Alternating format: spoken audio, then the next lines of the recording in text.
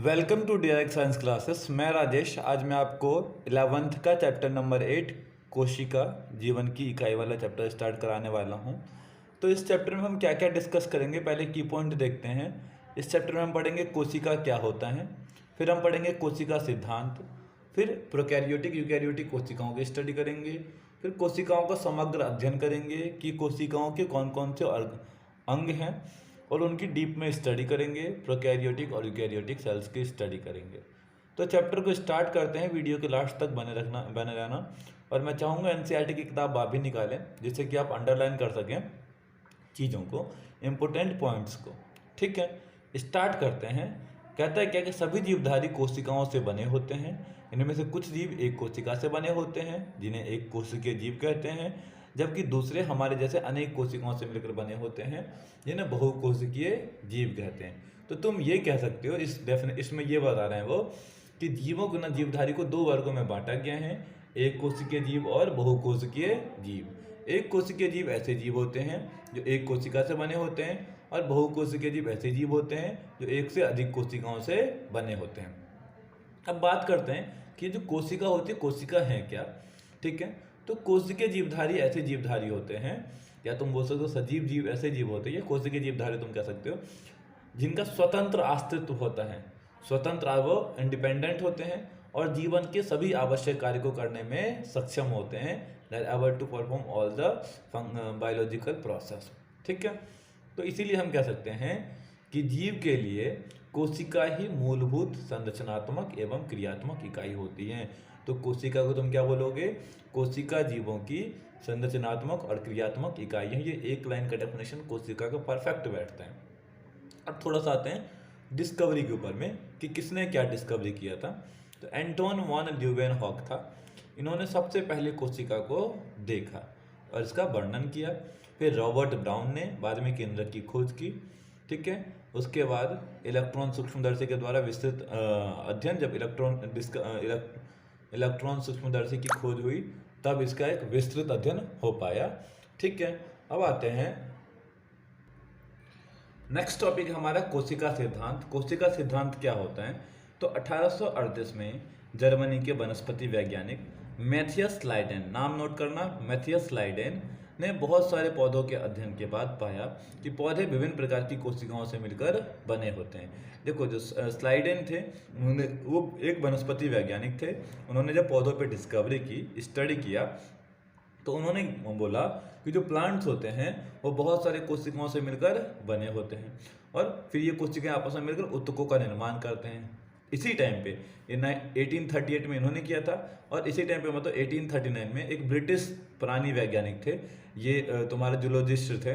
ठीक है, नाम था इनका थियोडोर स्वान। एक का स्लेडन, एक का स्वान ने विभिन्न जंतु कोशिकाओं के अध्ययन के बाद पाया कि कोशिकाओं के बाहर एक पतली परत मिलती है जिसे हम आजकल जीव द्रव्य झिल्ली कहते हैं। ठीक है कि नहीं है?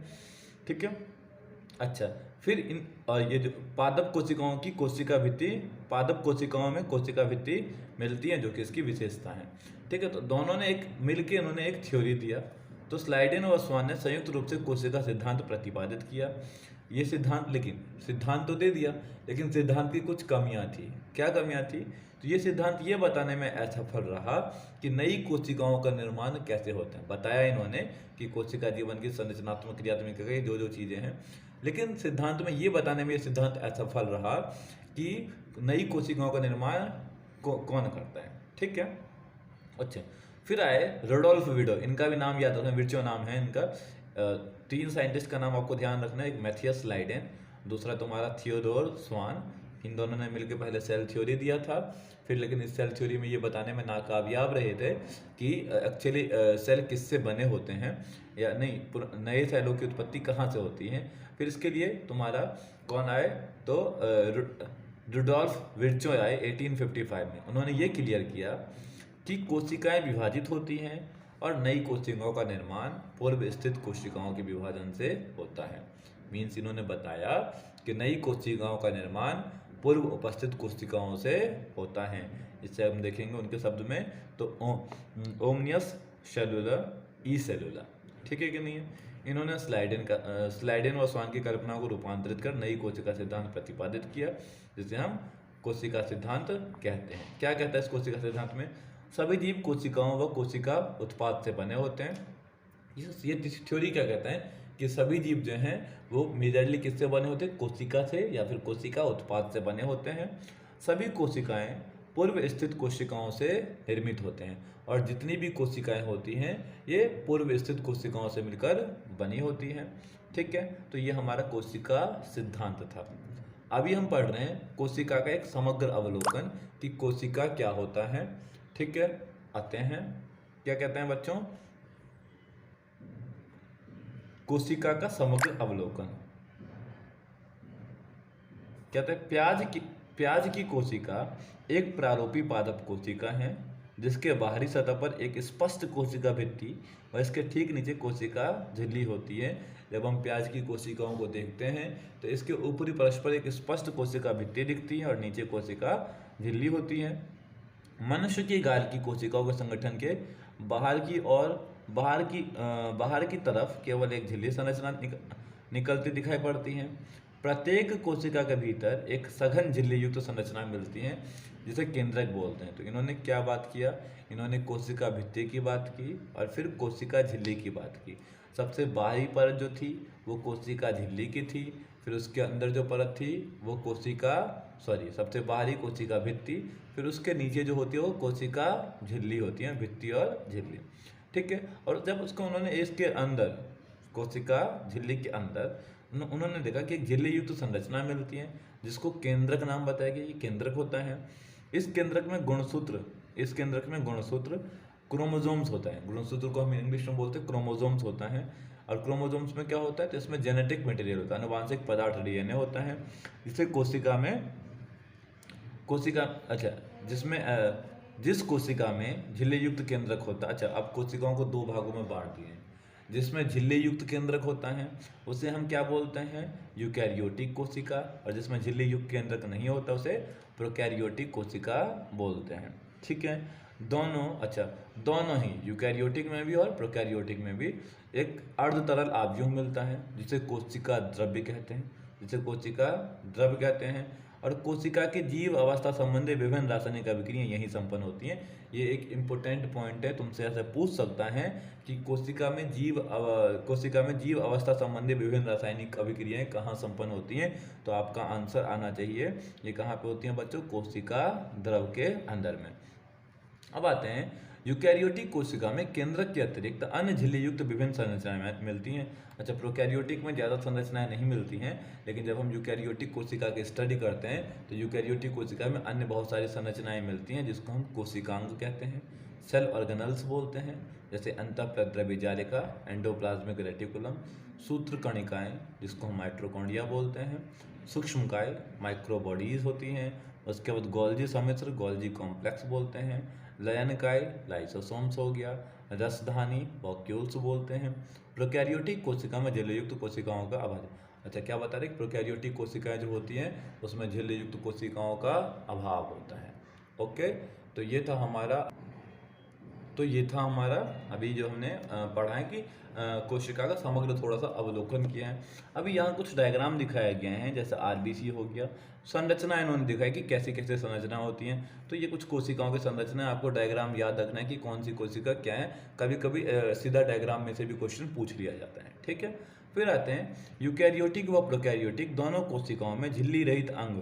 अच्छा, राइबोसोम्स एक ऐसे ऑर्गेनल्स हैं जो कि यूकैरियोटिक में भी मिलता है, प्रोकैरियोटिक में मिलता है। कोशिका के भीतर राइबोसोम्स केवल कोशिका द्रव में ही नहीं बल्कि दो अंगों के नाम बताए इन्होंने। पॉइंट नोट करने वाला बात है, देखो मैं बताता हूँ तुमको, चाहे वो यूकैरियोटिक कोशिका हो या फिर प्रोकैरियोटिक कोशिका हो, राइबोसोम्स दोनों जगह मिलेंगे। उसके बाद दो ऐसे ऑर्गेनल्स हैं जो कि इन ऑर्गन्स के अंदर में मिलेंगे। जैसे ये जो राइबोसोम्स होते हैं ये सिर्फ कोशिका द्रव में भी नहीं, ये इस अंग के अंदर में मिलेंगे। कौन कौन से हैं? एक तो तुम्हारा हरित लवक हो गया और दूसरा सूत्रकणिका, एक तुम्हारा क्लोरोप्लास्ट हो गया और दूसरा माइटोकॉन्ड्रिया। ठीक है, अंतरपरत और अंतरपरत में और जो खुरदरी जो रफ एंडोप्लाज्मिक रेटिकुलम होता है उसमें भी मिलते हैं। ठीक है, ठीक है, तो क्यों? और जब इसके अंदर में ये चीज़ रहेगा, ठीक है, तो क्या होगा? ये रेप्लिकेट करने की टेंडेंसी रखेंगे। मैं अभी बताऊंगा, आगे टॉपिक आएगा। अब आते हैं जंतु कोशिकाओं में झिल्ली रहित तारक का केंद्र जो जंतु कोशिकाएं होती हैं। अच्छा, फिर जो हमारा यूकेरियोटिक कोशिका होता है उसमें भी प्लांट सेल होता है, एनिमल सेल होता है, पादप कोशिका, जंतु कोशिका, ठीक है कि नहीं है। तो जंतु कोशिका में झिल्ली युक्त तारकाई केंद्र और अन्य अंगक मिलते हैं जो कोशिका विभाजन में सहायता करते हैं। अच्छा, कोशिकाएं माप, आकार व कार्य की दृष्टि से काफ़ी भिन्न होती हैं। अगर देखो जो ऊपर दिखाए गए, यहाँ पे दिखाए गए कोशिकाओं को साइज देखेंगे, शेप देखेंगे, इसके अकॉर्डिंग और काम के अकॉर्डिंग सबका फंक्शन भी अपना अलग अलग होता है, ठीक है कि नहीं है। जैसे सबसे छोटी कोशिका माइकोप्लाज्मा, ये पॉइंट आप लिख लेना कि सबसे छोटी कोशिका कौन सी होती है, माइकोप्लाज्मा होती है, 0.3 माइक्रोमीटर होती है लंबाई, लेंथ में है ये।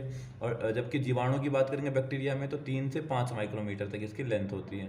पृथक की गई सबसे बड़ी कोशिका देखेंगे तो शुतुरमुर्ग के अंडे के समान होती है। फिर आरबीसी का व्यास लगभग 7 माइक्रोमीटर तक होता है। तंत्रिका कोशिका सबसे लंबी कोशिका होती है, ठीक है। बिंबाकार बहुभुज स्तंभी घनाभ धागे की तरह असमाकृति प्रकार की हो सकती हैं। फिर आते कोशिका का रूप उनके कार्य के अनुसार भिन्न भिन्न होता है, जिसका जैसा काम वैसा उसका रूप है। अब हमारा नेक्स्ट टॉपिक है प्रोकैरियोटिक कोशिका क्या होती हैं। तो प्रोकैरियोटिक कोशिका क्या होती हैं, तो प्रोकैरियोटिक कोशिका यूकैरियोटिक कोशिकाओं से बहुत छोटी होती है, मीन्स इसका साइज बहुत ही छोटा होता है। अगर मैं बात करूँ जीवाणु, तो जीवाणु में 4 मूल आकार के कोशिकाएं ये पाई जाती है, प्रोकैरियोटिक कोशिकाएं पाई जाती हैं। एक दंडाकार, जो भी बैक्टीरिया दंडाकार होगा उसको हम बोलेंगे बैसिलस। क्या बोलेंगे, बैसिलस। जैसे बैसिलस सबटिलस हो गया, ठीक है कि नहीं है। गोलाकार, उसको हम बोलेंगे कोकस, कोकस बैक्टीरिया। कोशाकार, जिसको हम बोलेंगे विब्रो। और सर्पिल, सर्पिल स्पाइरल जो होगा उसके स्पाइरल बोलेंगे, ठीक है कि नहीं है। अच्छा, कुछ ऐसे प्रोकैरियोटिक में कोशिका भित्ति होती है। अच्छा, जो प्रोकैरियोटिक कोशिकाएं होती हैं उसमें कोशिका भित्ति होती है जो कोशिका झिल्ली से घिरी होती है। पहले कोशिका झिल्ली है, फिर कोशिका भित्ति है। केवल माइकोप्लाज्मा को छोड़कर, अगर हम माइकोप्लाज्मा को छोड़ देंगे तब, बाकी सब में माइकोप्लाज्मा में कोशिका भित्ति नहीं होती है। कोशिका में साइटोप्लाज्म एक तरल मैट्रिक्स के रूप में पाया जाता है। अच्छा, इसके अंदर में जो एक फ्लूइड होता है जिसको हम बोलते हैं साइटोप्लाज्म, मैट्रिक्स के रूप में पाया जाता है। इसमें कोई स्पष्ट विभेदित केंद्रक नहीं पाया जाता। हमने पहले डिस्कस किया था कि प्रोकैरियोटिक सेल के अंदर में कोई भी क्लियर न्यूक्लियस नहीं होगा जो कि मेम्ब्रेन से घिरा हुआ होगा। आनुवांशिक पदार्थ मुख्य रूप से नग्न व केंद्रक झिल्ली द्वारा परिबद्ध नहीं होता है। जेनेटिक मटेरियल जो होगा वो न्यूक्लियर मेम्ब्रेन से घिरा हुआ नहीं होगा। जीनोमिक डीएनए के अतिरिक्त, अच्छा इसमें एक जीनोमिक डीएनए तो होता है जो कि आनुवांशिकता के लिए रिस्पॉन्सिबल होता है, लेकिन इसके अलावा एकल गुणसूत्र गोलाकार डीएनए पाए जाते हैं। ये गोला या वृत्ताकार डीएनए पाया जाता है जिसको हम क्या बोलते हैं, प्लाज्मिड। ये इंपॉर्टेंट पॉइंट है, प्लाज्मिड क्या होता है। तो क्या तुम डेफिनेशन क्या बोल सकते हो प्लाज्मिड का, कि कोशिका के भीतर तुम्हारा जीनोमिक डीएनए के अलावा कुछ वृत्ताकार डीएनए पाए जाते हैं जिन्हें प्लाज्मिड कहते हैं। और ये प्लाज्मिड डीएनए जो होता है बच्चों, ये जीवाणु में विशिष्ट संरक्षणों को बताते हैं। ये उनका एक विशेष संरक्षण है, उनमें एक प्रतिजीवी के प्रतिरोधी होते हैं। अब आते हैं केंद्रक झिल्ली केंद्रक झिल्ली यूकैरियोटिकों में पाई जाती है। अच्छा, मैंने तुम्हें पहले बताया था प्रोकैरियोटिक में केंद्रक झिल्ली नहीं होगी, लेकिन यूकैरियोटिक कोशिकाओं के अंदर में केंद्रक झिल्ली होगी। मीन्स केंद्रक जो होगा वो मेम्ब्रेन से घिरा हुआ होगा। राइबोसोम्स के अलावा प्रोकैरियोटिक में यूकैरियोटिक अंगक नहीं होते हैं। अच्छा, अगर मैं बात करूँ डिफरेंस, मेजर डिफरेंस क्या है प्रोकैरियोटिक यूकैरियोटिक में, तो यूकैरियोटिक कोशिकाओं में सारा मेम्ब्रेन वाला ऑर्गन्स होता है, लेकिन प्रोकैरियोटिक में केवल राइबोसोम्स ऐसे ऑर्गन्स हैं, अंग हैं जो कि पाए जाते हैं, ठीक है। उसके बाद कुछ कहीं कहीं क्या होता है कि कोशिका झिल्ली मॉडिफाइड हो जाती है जिसको हम मीजोसोम्स बोलते हैं। ये तत्व मीजोसोम्स क्या होते हैं, तो ये तत्व कोशिका झिल्ली के अंतर मतलब फोल्डिंग्स होते हैं, ठीक है कि नहीं। और हमारा नेक्स्ट टॉपिक है कोशिका आवरण और इसके रूपांतरण। चलो तो देखते हैं। अधिकांश प्रोकैरियोटिक कोशिकाओं, विशेषकर जीवाणु कोशिकाओं में एक जटिल रासायनिक कोशिकीय आवरण मिलता है। इनमें कोशिका आवरण दृढ़तापूर्वक बनकर 3 स्तरीय संरचना बनाते हैं। इसके ऊपर एक लेयर होते हैं जिनमें कोशिका आवरण होता है वो दृढ़तापूर्वक बन जाते हैं और एक 3 स्तरीय संरचना बनाते हैं। बाह्य परत जो होता है उसको ग्लाइकोकैलिक्स बोलते हैं। ग्लाइकोकैलिक्स इंपॉर्टेंट पॉइंट है, यहाँ से ग्राम पॉजिटिव और ग्राम नेगेटिव बैक्टीरिया की शुरुआत होती है। चलो, ग्लाइकोकैलिक्स होती हैं, उसके बाद कोशिका भित्ति, उसके बाद जीवद्रव्य झिल्ली होती है। ये तीनों मिलकर एक सुरक्षा इकाई बनाते हैं, ठीक है। ग्राम द्वारा विकसित, देखो ग्राम नाम के एक साइंटिस्ट थे जिन्होंने कलर करने की टेक्निक डेवलप की। विकसित अभिरंजन विधि प्रति विभिन्न व्यवहार के अकॉर्डिंग हमने बैक्टीरिया को दो भागों में बांटा है, ग्राम पॉजिटिव, ग्राम नेगेटिव, ग्राम धनात्मक और ग्राम ऋणात्मक। ऐसे बैक्टीरिया जो कि इस टेक्निक से ग्राम की टेक्निक द्वारा कलर अभिरंजित हो जाते हैं, कलर्ड हो जाते हैं, उसको ग्राम पॉजिटिव बोलते हैं। जो नहीं हो पाते हैं उनको ग्राम नेगेटिव बोलते हैं। नेक्स्ट हमारा है कि ग्लाइकोलिक्स विभिन्न जीवाणुओं में संरचना एवं मोटाई में भिन्न होते हैं।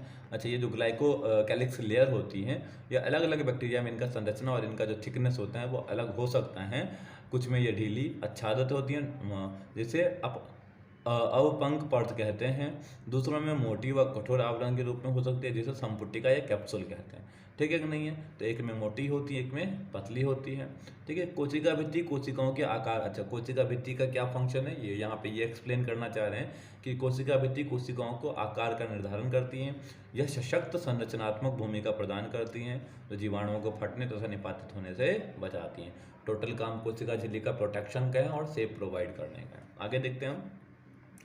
जीवद्रव झिल्ली प्रकृतिक में वर्णनात्मक होती है। अच्छा, अगर हम बात करें जो बायोलॉजिकल मेम्ब्रेन है या फिर तुम बोल सकते हो जीवद्रव झिल्ली है जिसको सेल मेम्ब्रेन बोल रहे हैं हम, ये पिगमेंटेड, इसको हम कलर कर सकते हैं। इसके द्वारा कोशिका बाह्य वातावरण के संपर्क में बनाए रखने में संपन्न होती है। संरचना अनुसार यह झिल्ली यूकैरियोटिक झिल्ली जैसी होती है, जैसे यूकैरियोटिक कोशिका की झिल्ली होती है वैसे ही होती है। एक विशेष झिल्ली में संरचना जो जीवद्रव झिल्ली से कोशिका में फैलाव से बनती है को मीजोसोम्स बोलते हैं। हमने यहाँ पे डिस्कस किया था मीजोसोम्स क्या होता है। यह फैलाव पुट्टिका, नलिका व पटलिकाओं के रूप में होता है। अच्छा, अब मीजोसोम्स के काम हम पढ़ रहे हैं। ये कोशिका भित्ति निर्माण, मीजोसोम्स किस में मदद करता है? कोशिका भित्ति के निर्माण में, डीएनए प्रतिकृतिकरण में व इसके संतति कोशिकाओं में वितरण में सहायता देता है। श्वसन में सहायता करता है, स्त्रावी प्रक्रिया में सहायता करता है। ठीक है कि नहीं है? जीवद्रव झिल्ली के पृष्ठ क्षेत्र एंजाइम मात्रा को बढ़ाने में भी सहायता करता है। तो ये सारे मीजोसोम्स के काम थे या फिर जीवद्रव झिल्ली के काम थे।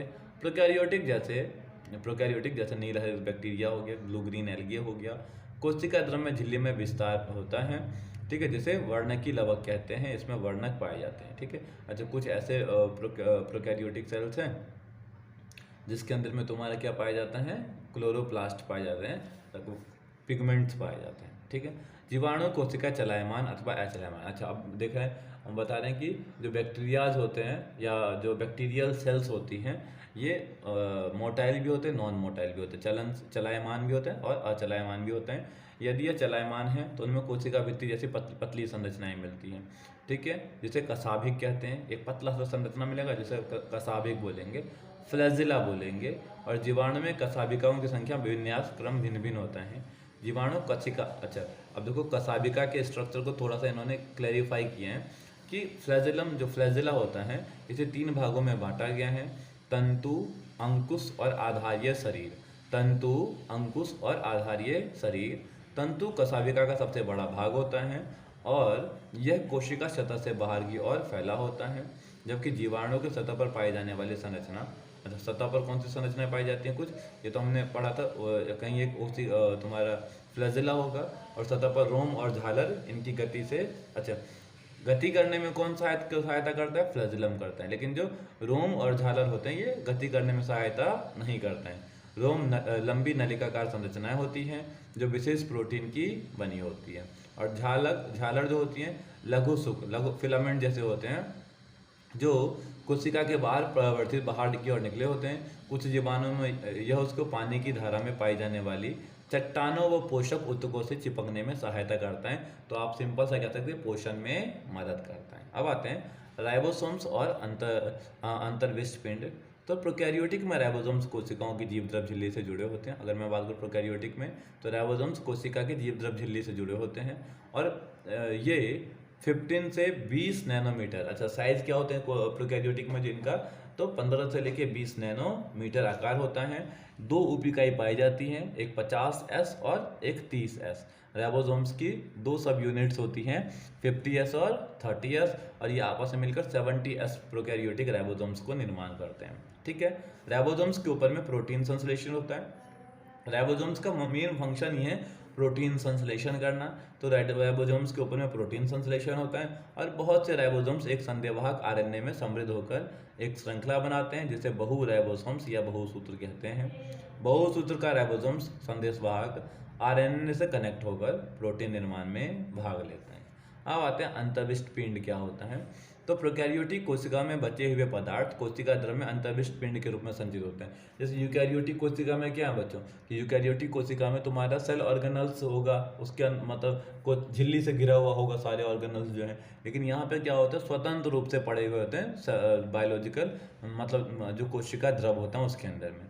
जैसे फॉस्फेट कणिकाएं हो गया, साइनोफाइसिन कणिकाएं हो गई, ग्लाइकोजन कणिकाएं हो गए, है ना, गैस राजधानी, ठीक है, और नीलहरित बैगनी और हरी प्रकाश संश्लेषी जीवाणु में ये सारे ऑर्गेनल्स मिलते हैं। तो ये था हमारा सेल का फर्स्ट पार्ट। अगर आपको सेल के अदर पार्ट्स को भी वीडियो को आप चाहते हैं कि मैं वीडियो बनाऊं तो आप कमेंट करें कि हमें नेक्स्ट वीडियो चाहिए, और वीडियो को लाइक करें, चैनल को सब्सक्राइब करें, ठीक है। मिलते हैं नेक्स्ट वीडियो में, तब तक के लिए जय हिंद।